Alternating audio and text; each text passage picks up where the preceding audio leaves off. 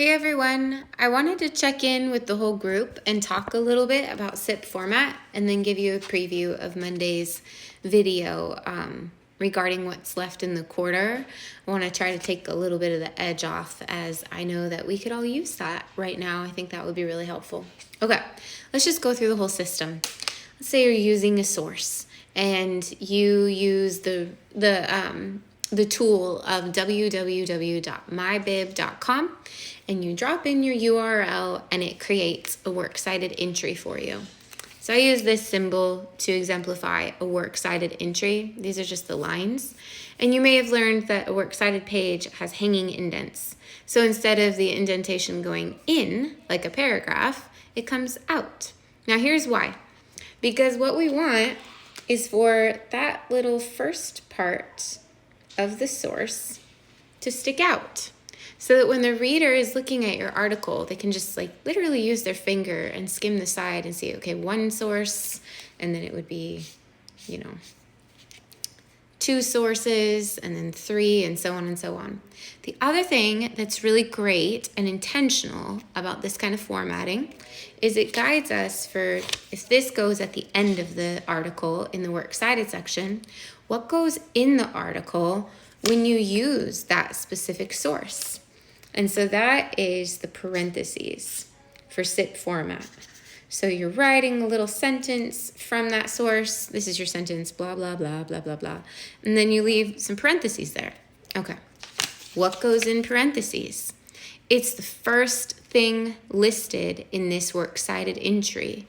So a lot of times that's just going to be a last name. So in this case, we'll just say Lemire. So this maybe says Lemire, Amber, period. English 102 lecture, whatever, blah, blah, blah.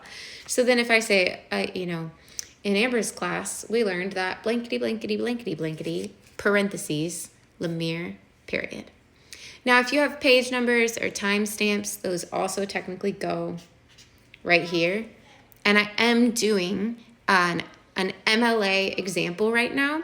So APA is a little bit different. Use mybib.com to just finesse those aesthetic differences. It's still conceptually the same. All right, so when you get to submitting the final expanded article copy, you have to have these. You have to have 10 sources to earn, to be eligible for up to an A.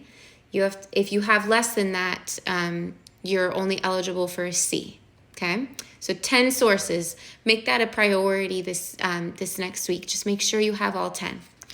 Then you need to go in and you need to do at least 10 parentheses. Make sure that every source you've listed here, all 10 of them, you put in parentheses here, all 10 of them, because that shows I've used all 10 sources that I've gathered, and here are the places where I've used them. But because it's English 102, if you only do 10 of these SIPs, you're going to be eligible for up to a B. It's a good expression of your learning, but in order to really elevate your learning, what you want to get to is, you'll see this in the final rubric soon, but here's a preview. Just 11. It's not much more. Honestly, you probably should be more at 15 to 27 off of the top of my head, thinking about the really strong articles I've seen before. But the idea is that one source doesn't just give you one sentence of content. One source probably gives you 2 or 3 sentences and references throughout your article. And I want you using things more than once, really richly integrating the sources. Okay, if you get here, you've got your 10 sources, you've got your 11 SIPs, you're almost just nailing this foundational requirement. You're about ready to be eligible for up to an A in the course. All right, so the third thing that completes this SIP requirement will be your signal phrases. So the parentheses go at the end of the information that you've brought in, and maybe it's a sentence or maybe it's 3. What goes at the start of the information to indicate to me that this chunk is coming from a source? And what goes there would be your signal phrase. And the most common kind of signal phrase that that we're probably familiar with is according to blank, blank, blank. And then we say blah, blah, blah, blah, blah, blah, blah, parentheses, source, period. Okay, so according to blank, blank, blank, blank, blank, here's your sentence and then your parentheses. If you do this 11 plus times, you are eligible for up to an A in this course. These are the most make or break elements.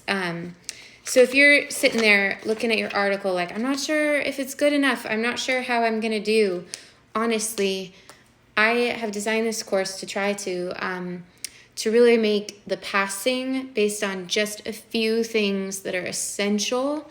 And then the rest of the points, I think, are just going to fall into place for you guys. So let me reiterate one more time. Be at 3,000 words. 25 to 2,999 is a B. So there's still a grace. There's a grace zone. But if you want to earn up to an A, be at 3,000 words. Reach that 10 plus 10 sources minimum in your works cited page right here, and get 11 plus SIPs in there according to blank, blank, blank, blah, blah, blah, blah, blah, parentheses. The parentheses match what's listed here. You've used all 10 sources, and some of them you've used more than once. And honestly, you guys, that's SIP format. How do you spot check or self-check for SIP? Have you ever used the hold control down on your keyboard, F, and it will pop up, a search box in the top right? If you do that, Control F, I want you to hit like Shift 9 to put a parentheses in there. Just that first parentheses, and it'll show you how many parentheses is in your article. So that's what I do too when I'm checking work, is I do Control F, parentheses. I look and see where all of those are, and then I skim backwards from the parentheses until I find the signal phrase.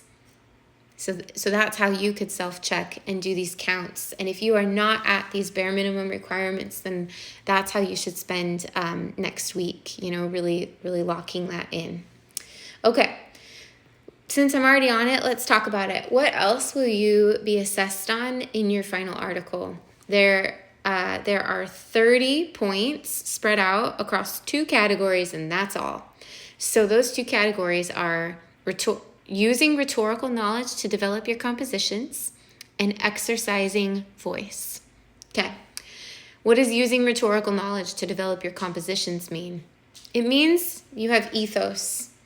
You have strong signal phrases that show off that you have good, credible, well-considered experts and perspectives and lenses incorporated into your argument, but also that your own character and your ethics and your credibility shines in the way you're presenting the argument, and you're thinking about the ideas of authority and credibility.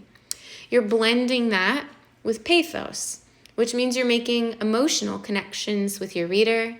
You're experimenting with different ways to be creative, and you may or may not bring in some personal sources like first-person evidence, interviews, or connections.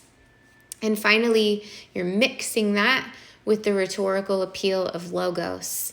Logos is logic. That's your ability to express complexity, to divide things into sections, to develop the argument in depth and put it in an order that makes sense to us. Also, on an aesthetic level, you're considering your formatting and your sentence level details and really trying to engage the reader through a multitude of means. So it's not necessarily logos heavy or pathos heavy or design heavy, but it has a blend, and it looks like you as the writer have gone through the rhetorical reflections and really tried to balance some of those skills. And lastly, exercise voice. This is a question of, did you stay true to the original mission? Did you come back to it to write a fresh, underdog, authentic article? Did you balance your voice with the voice of sources. And your voice isn't necessarily I or personal evidence, but it's you narrating and explaining the argument. Is it more your voice, and does it feel like not enough sources and experts being given the microphone?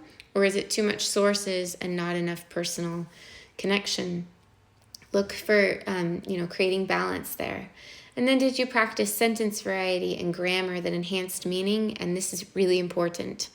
Helped you to come across as human. Even if you know you wrote your own work, we are writing in an era where readers are skeptical. Not just me, just readers in general. We can sniff it out. Is that picture AI? Is that sentence AI? So how have you taken that extra time to really put your signature, your human signature and stamp on your writing? And I tend to assess this really quite loosely, quite generously, honestly. But the categories are just exemplary. Beyond a shadow of a doubt, yes, I can see your effort in these. I can see that you took the extra time to finesse these things. And then there's well done and good. And almost everyone will end up in good and well done and exemplary. If you made it this far in the class, I can't imagine. I never see a situation where that's not the case. If you haven't, met the words and were excited, it's hard to express voice or rhetorical knowledge. So that's honestly the only thing that could hold you back for good, well done, and exemplary marks. And I think that you guys are going to just do really well here at the end of the quarter. So like I said, I'll go over this on Monday morning, but just because we're already here, let's talk about it. Your sources should be done, your research, all 10, by last Thursday. So starting on Monday, I'll probably look at those who have all 10 done, and I'll start grading those qualitatively to give you that extra 10 points. And then I'll just stagger and check in throughout the week to catch the rest of you. Then your reviews, the last 2 are due tomorrow, Sunday. So while I'm checking sources, I'll be just looking and seeing where we're at with reviews, and hopefully we're wrapping those up.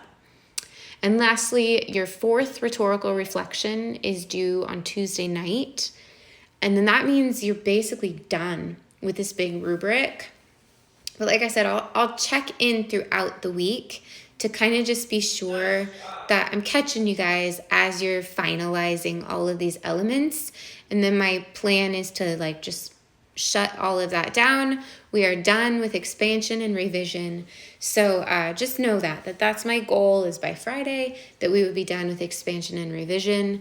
But if things are kind of wrapping up this week, that makes total sense to me.